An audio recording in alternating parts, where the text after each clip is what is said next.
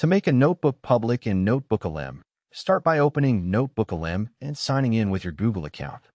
From the homepage dashboard, you will see a list of all your notebooks.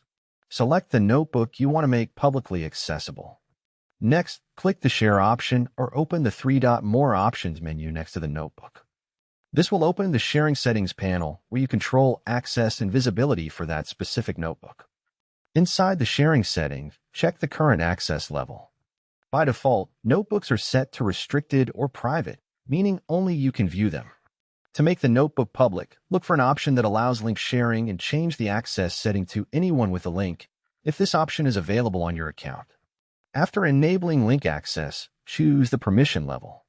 In most cases, view-only access is recommended so others can read the notebook without making changes. Once permissions are configured, click Copy Link to generate a shareable URL. Before sharing widely, it is recommended to test the link in an incognito or private browser window. This ensures the notebook is accessible without requiring your Google login and confirms that the public access settings are correctly applied.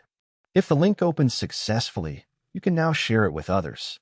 Anyone with a link will be able to view the notebook based on the permission level you selected.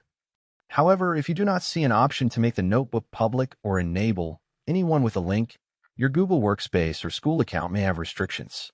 Many organizations disable public sharing for security and privacy reasons. In such cases, you will need to contact your Google Workspace administrator to request permission for external or public link sharing. And that's how you make a notebook public in NotebookLM. Open sharing settings, enable link access if available, set view-only permissions, copy the link, and share it securely with others.